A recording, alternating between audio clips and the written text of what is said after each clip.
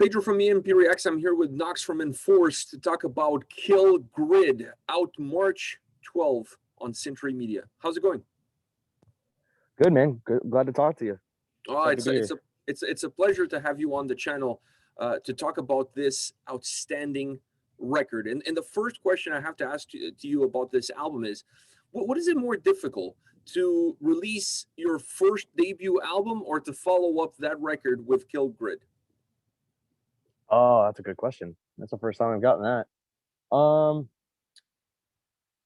I would say this is harder. This is a lot harder. A lot more thought and time and a whole, crew of people worked on this, whereas Kill Grid, or excuse me, At the Walls was just us, Andrew Klein from War Records, Dwight Hellion from Integrity, Arthur Rizek, and I'm missing someone, Linus Garces, who put the whole album together. So it was like just a handful of friends, and this one was like a big production with a lot of people, a lot of names, a lot of faces and stuff. So this one was a much bigger project. It became a more evolved artwork, if you will. It became a more evolved art piece from the debut record. You said it way better than me. What did you take from At the Walls and brought into this one that really helped you guys put this album together? Just the experience of putting out a record. I mean, some of the old bands I've been in, the most I've ever put out was like a 7-inch, other than demo tapes and stuff. And I really had no hand in that whatsoever. So really working with War Records on how an LP actually comes out and gets distributed and all that, I had no idea. So that was just a huge, awesome learning process. And to get to tour off of it for as long as we could, we learned a lot from the road and meeting people and stuff. So I think all that experience went into Kill Grid, and I think it shows. It's a lot more mature and considered than At the Walls was. Is it a record that, in your view, kind of gives the fans a little bit of what you guys can do in the studio, but also what you guys can do live? Yeah, I mean, there isn't a hell of a lot of studio, magic and stuff. It's a pretty raw record, and we've been practicing. We're back into practicing once a week, and when we play it, some of the songs, it sounds the exact same to me. It's loud and heavy as fuck. So that's how we sound. That's just the production on the album reflects how we actually sound. So I'm very happy with it. What you see is what you get. Yeah, absolutely. I like that. Other than like samples and stuff, but even we even do a lot of the sampling and stuff live. So that's not some studio stuff that you can't get and from like a live setting. We do it all, baby. What role do you see the structure of this record play into the overall playability that the album has? Can you say that again? How do you see the structure of the album, like the track listing, the order of the tracks, the overall feel that the album has? How do you see that impacting the overall playability that the record has? Oh, well, that was a huge point of contention for a long time. Really? Not a long time, maybe 2 weeks. Once we were finished recording it, and we liked how everything sounded. They're like, okay, how do we put this together to make it? You get from track 1 side A to track 9 side B without stopping. To listen to the entire record front to back. And I mean, we went through so many different sequences, and finally we tried the one that is now the official track listing, and we were just like, dude, no, don't touch it, it's perfect. Like that, you can listen to that and it feels like 20 minutes, but it's like almost 42 minutes long. Like I listen to it at least once a week. I got exactly the since same March. experience. I got exactly the same experience as you. Like the album is like 42 minutes in length, but it feels like I was only listening to it for 10 minutes. Yeah, it's a breeze. It's the fastest 42 minutes. It really goes. It's really streamlined. I don't know how, but it was just obsessing over it for such a 2 weeks. But I listened to it probably like 15 times a day in different orders over and over and over again. Just upset that amount of obsession of like I want this to hit the perfect way, and I'm having a hard time finding it. But once we found it, we were like, that's it. That's the one. It wasn't like this is where it stands, fuck it. It was like, no, we're not going to stop until we find it. And once you heard it, you knew it. Okay, this is it. We're not touching it any further. Oh yeah. It was like no, not one hair is out of place on that album. Nothing. It's perfect. It's the best we could do. I know the feeling of not having a single hair out of place. Hey, well, you got that wonderful beard, man. Don't talk down to yourself. Yeah, well, that one it takes a lot of time to get it coiffed just perfectly. Just like you guys, yes. You guys like 2 weeks to get the tracking listing just right. You know what I mean? Yeah, and it probably doesn't take you 2 weeks to comb your beard. So, like, you're doing better than me. You can rush perfection. Yeah, true. This is true. Another element of this record that I really loved was the overall sound that it has. It has a really interesting sound. The way I describe it is this record allows you to deconstruct the tracks and then reconstruct them all in one motion. So you're able to listen to the track as it is, but at the same time understand all the different elements that went into making that sound. Who do you attribute that quality of the record to? Who's responsible for it? I would put all my chips on Bob Quirk in terms of the engineering and the production. He is a really good friend of ours, and we've worked with him, from former bands, and I've been recording with Bob with all my bands since like 2010. So we all have a really good working relationship with one another. Albeit he's a hard man to please. So like I said, like one hair being out of place, if Bob hears it, he'll just stop the recording and just be like, no, it sucked. Like, do it again. And I was like, I didn't even get to the whole thing. He's like, nope, do it again. And he'll just punch you right back in right when you're about to start doing vocals again. And he has to just keep, resetting because he's like, you're not ready. You're not ready. You're not ready. You're not ready. You're just like, oh my God. Like, but it helps. Like, it's frustrating at times, but it's like I know that he means best and he's going to get the best out of me. So, the recording boot camp that he puts you through is totally worth it. And him and Arthur as a combination is just a great. They're a great team. Because I mean, Arthur's mixing and mastering was spot on. Like, I thought I don't have the best ear, so when I listened to the roughs, I was like, wow, this sounds great. This is perfect. Like, it's going to be real easy for him to mix and master. It took him about a month, and when we got it back, I was like, oh my God, it's completely different, but in a good way. I was just like, good God. So yeah, I would split my chips between Arthur and Bob for sure. They are masters at what they do. Yeah, they definitely outdone themselves on this record because they were really able to create a very unique style, a very unique approach, a very unique sound that I really feel like it matches the band. It matches what you guys created for this album to perfection. I don't think this album could have sounded any differently. Do you agree with that? No, yeah, I absolutely. It couldn't sound. I don't think it could sound better or different and be as good. Exactly. It's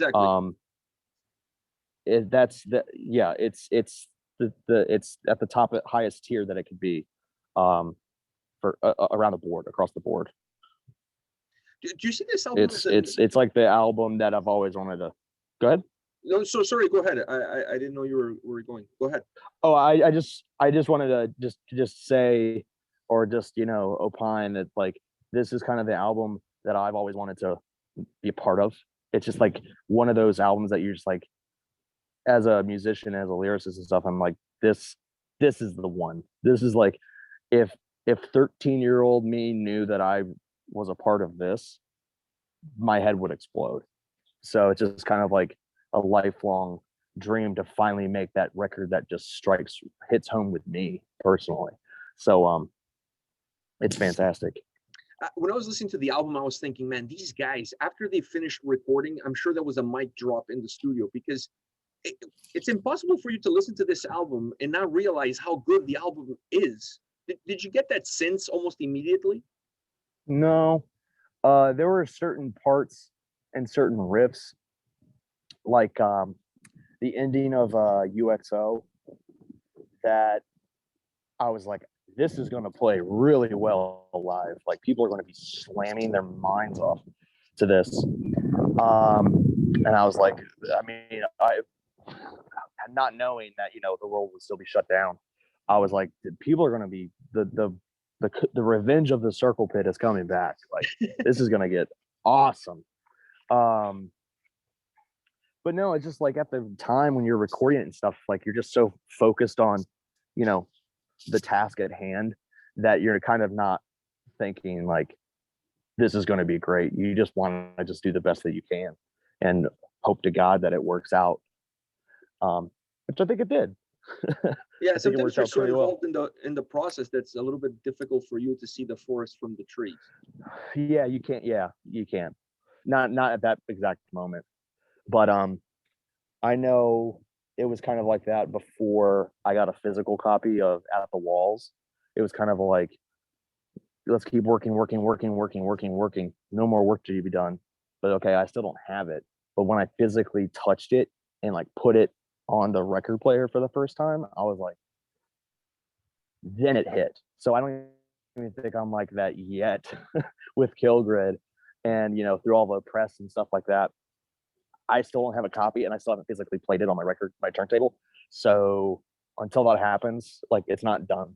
It's not done yet. The process until is I not have complete. it. No, sir. You need that one piece. Do you see this album as perhaps a little bit of an old school record, but with a modern approach to the way it's put together? Is that a fair way of assessing the way the sound comes across on this album? Maybe. I would say it's more of a really good cocktail of different influences, all kind of converging into one, I guess, one piece. I guess, if that makes any sense, because I know we all come from, mostly hardcore and punk and like noise backgrounds. So, and only, I would say, in the past maybe 6 or 7 years have all of us like really kind of gone fully gung-ho into metal and stuff.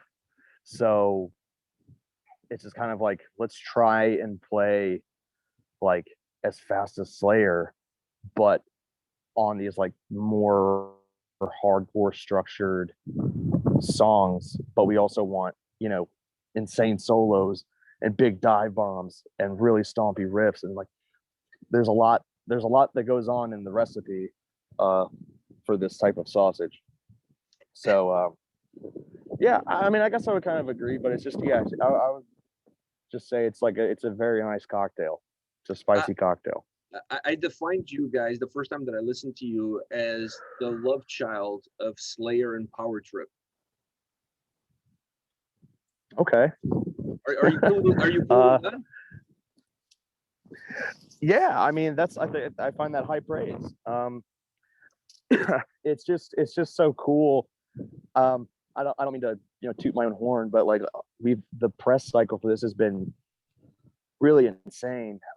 So I'm always super curious if whoever's, interviewing, what they think, like whatever their comparisons are, and they're always different. So that's a different one. I haven't heard that. But like I said, it's high praise. I mean, to even be, considered among, the kings. is Well, it's definitely meant is nice. as a praise. It's not a knock at all. I mean, like I really Oh see no, you I don't, and guys I as never took it as that that. strong. No. Yeah, no, I don't consider that a knock at all. It's just mind blowing. Just wow, that's just like the nicest thing to say.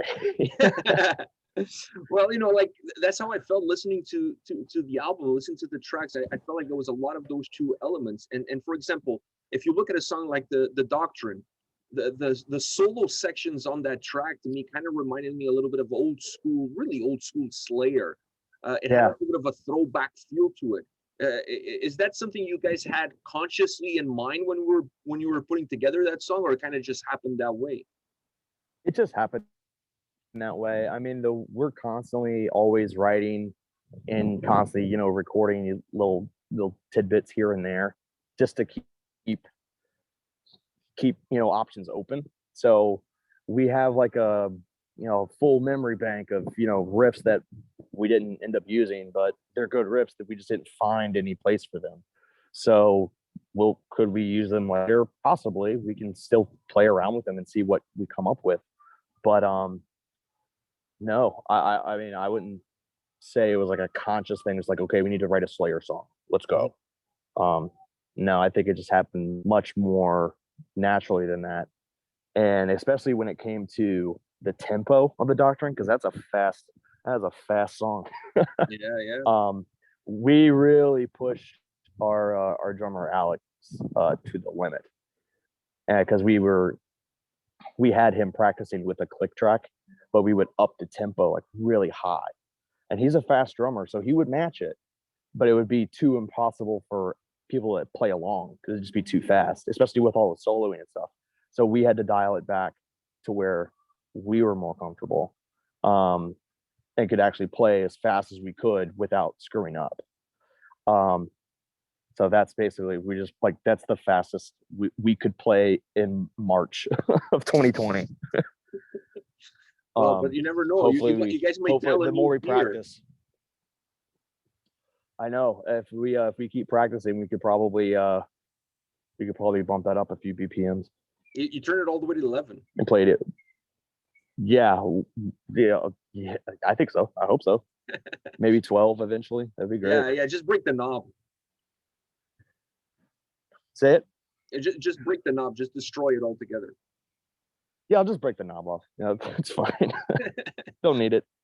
The one element of this album that I felt like was really important, but sometimes I think it gets a little bit forgotten because the album is so raw, it's so gritty, it's so powerful, heavy, fast. I mean, there's all these things coming at you. The sound is it's so all encompassing that perhaps when you're listening to the record, or for some people when they're listening to the record, they may put the lyrical content a little bit aside. But I feel like the lyrical content on this album was really well crafted, really well put together, because it matched the intensity and matched the aggression that the sound on the record had. Yeah. Are those lyrics coming from a deeper place within you and within the band? Yeah, I would agree with that, and thank you for saying that. That's a huge compliment. For me as like a writer to like, I think the lyrics could get lost. I totally agree with you. I don't think they should though. Exactly. They definitely, writing them came from like a very, very dark, like very pessimistic, very, very grim view of reality. From just like a really dark place right before like the whole world shut down. So it was I wrote all those in January and February of last year. So it was just kind of I didn't have high expectations for humanity as a whole, and I think that really reflects in the album and in the album art and in the grim, dark sound of the album. So I think they tie in so well together. I'm just super proud of how it all turned out. You should be, because I think they complement each other. The sound complements the lyrics, and the lyrics complement the sound. You can't really have. The only reason why the album works and the album is as good as it is because you have that that symbiosis between those two elements. They're really complementing each other. Right. Right. No, I totally agree. And coming from the horse's mouth, I mean, that was a conscious effort on my part to try and match the intensity. You just like, I had the dictionary and the thesaurus out. I was like, I need to find a much worse word than what I'm trying to explain. I need the grossest one.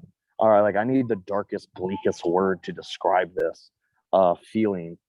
And so I think like you said, it works, but it took a lot of research and a lot of writing and a lot of drafts to get to where it got. To get to where you and then yeah, to get where I needed it. And when I finally got there in the recording booth, I showed Will Wagstaff all the lyrics, our guitarist, and he was like, "You can't physically say all these words without running out of breath." Like he's like, I think for the Doctrine, it was like 2 whole pages of lyrics, and he's like, that doesn't even make any sense. Like you'll have no time to breathe ever, and throughout the entire song, if you do the whole song in one breath, you're an idiot. And I was like, I'll show you. And I couldn't even get past like 4 lines. So we brought out the red marker and we really sat there and it was just like, do you really need to say that? Does it impact the song whether or not you say that line?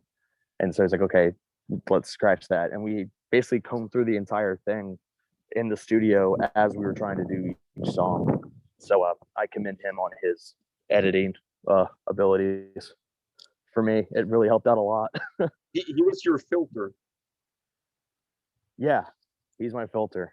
That's or your editor, like if you will. If you're talking about like writing, it would be more of your editor. Yeah, he's my editor because he doesn't tell me what to and what to not say.